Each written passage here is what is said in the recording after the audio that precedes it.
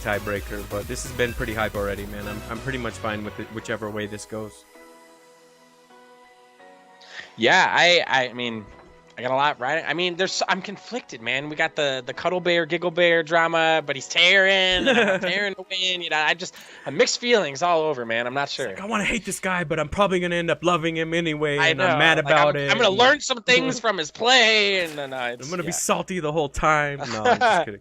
All right, so the scoreboard is now up, and we'll get down to it. Our Zerg player in the top right-hand corner of the map, coming at us from Imperative Gaming, needs to win this to win $40 for the clan. It is the Giant Gnome. And the man standing in his way needs to find a way to win this game to help his team back in this best of 7 series. From rival, the Teal Terran, it is Cuddlebear. Don't worry, I felt the same way when I was in a group of DreamHack Austin with Hydra, and he looked over at me, was like, who is this guy? And went, yeah, exactly. You just feel like a human barricade at that point. Like, god damn it, dude. Like, I don't want to go through with this, but that's awesome that you can say that you got to be in that position. You know what I mean? I was in a diamond tournament one time. I got shit on. That stacks up nicely. I see the parallels that you're able to draw there, did dude. you see that? Like, we're pretty much the same person here, actually. I smell a grudge match brewing. That's funny. Oh shit, I've been just blaring music this entire time. Sorry guys, I was kind of zoned out. Yeah. This has been so much awesome play that you guys have just gotten music during it. But we'll have to see what he does here, man. I'm pretty excited that I got you with me here, Mr. GiggleBear. Apparently, dude has best Reaper control in A, and guess what he has down on the map?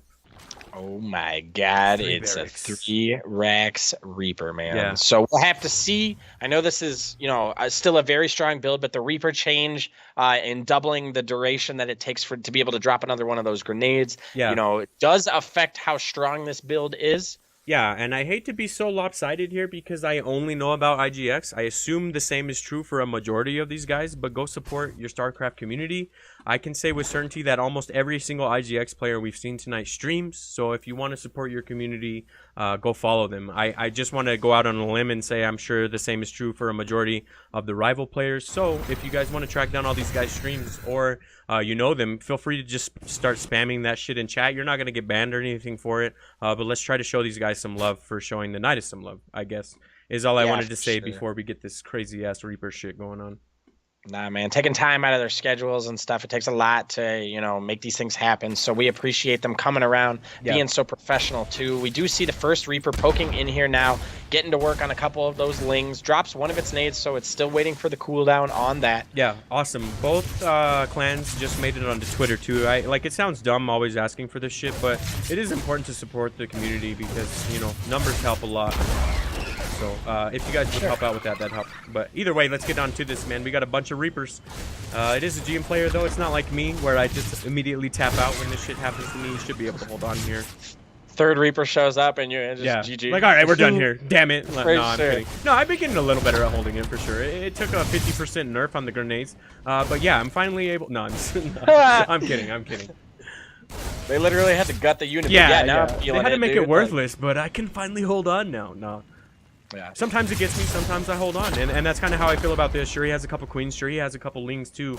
Speed is about to finish up, which will help out a lot, as well as that +1, which I really like here. So I'd say he's not in that rough of a position, but as these guys said, this is Cuddlebear that he's playing against, so... Yep, absolutely, man. The Reaper number is continuing to grow. Taking a look at the units lost, absolutely none of them have gone down from Cuddlebear, so he's been extremely cautious, careful with them, maneuvering them around, getting some damage on the queens. He's got to be careful here, doesn't want to get surrounded. Ooh. Nice grenade does go down.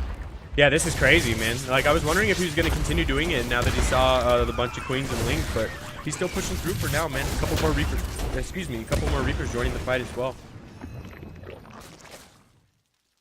Your zoned out cast had such great flow that I got zoned listening to it and didn't notice the music. Damn, backhanded with the compliment. Got him.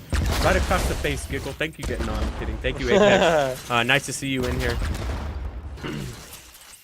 We do see a couple... Or, sorry, go ahead. No, I was just going to say I'll toggle back on the in-game music. So we do see the Reaper number getting up to, what is this? Jesus, 11. I can count, I swear to God, guys. Nice, I can count to 10, but going up to 11 is a little too much, dude. So yeah, man, and none of these have gone down. They're continuing to be annoying. I mean, it basically puts the Giant Gnome in a position, you know, if he overextends just once too many, he could find himself on the tail end of just way too much Reaper damage. Yeah, straight up tearing veins at this point. Like, you take one of the, a couple wrong grenades and you're looking at a completely different game here.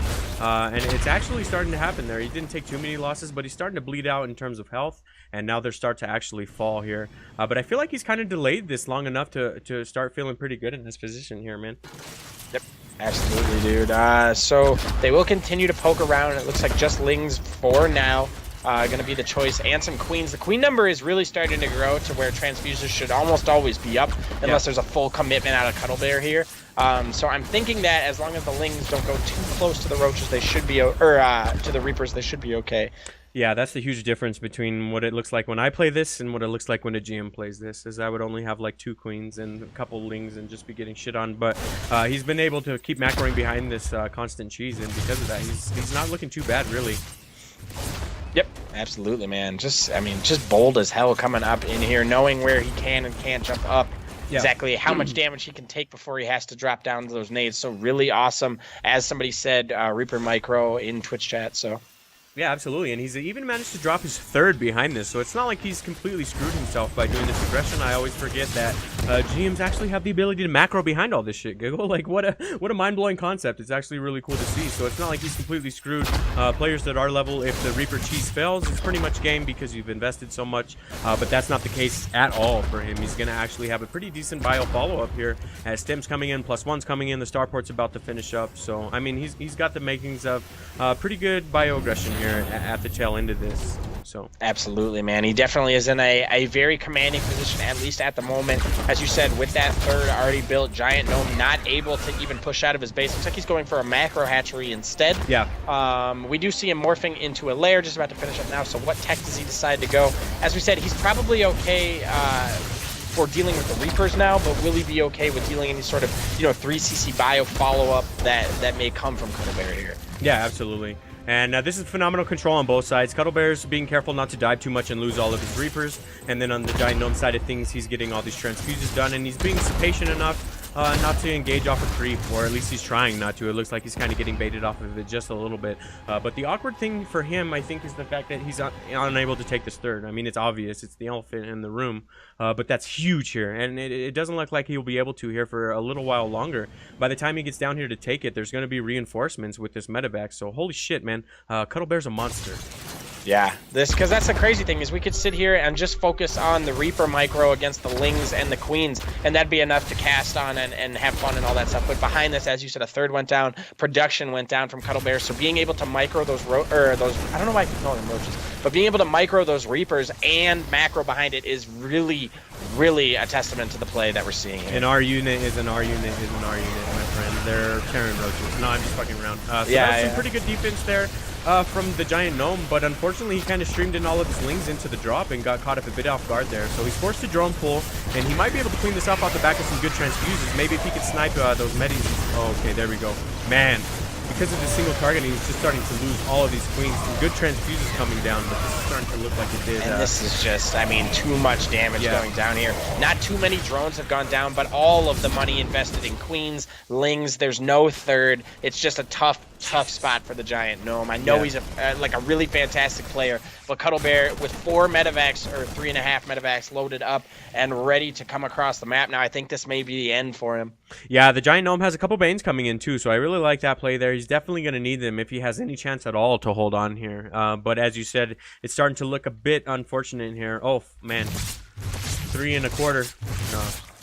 3 1/10 medevacs. I don't know what we call it, but either way, man, they unload into this base. The mine almost gets planted. Okay, it's taken out. He really needed that.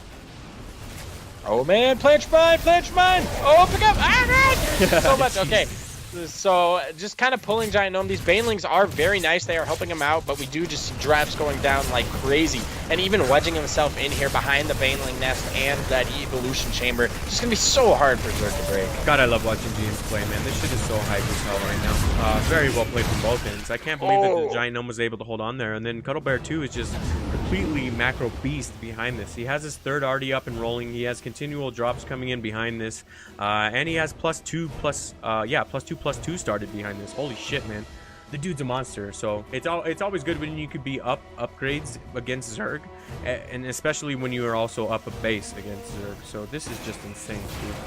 Absolutely. I think GIGGLEBEAR is, you know, he's building some banelings here, but he's just falling further and further behind with no third base. His Terran army is parked outside where the third base would go. He's got that one Widow Mine too tucked back here. Does he actually know? Does he know about that?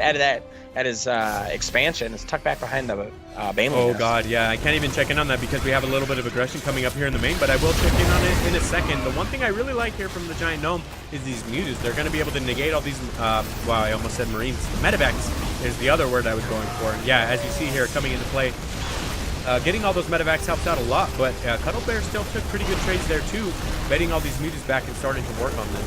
Jesus, this game, this has been like one of my favorite, I think this is my favorite time when we've had. Every single game looking back has just been fucking crazy, dude. Yeah, they've just put on really awesome games tonight, man. 2 health. Oh, okay. I was like, is he gonna get away with 2 health? But it sucks when speed runs out. All right. GG is called, and we will go into game number 7 completely tied up hype. I'm so ready for this shit, man. We'll have to see who their ringers are. This one's for the $40.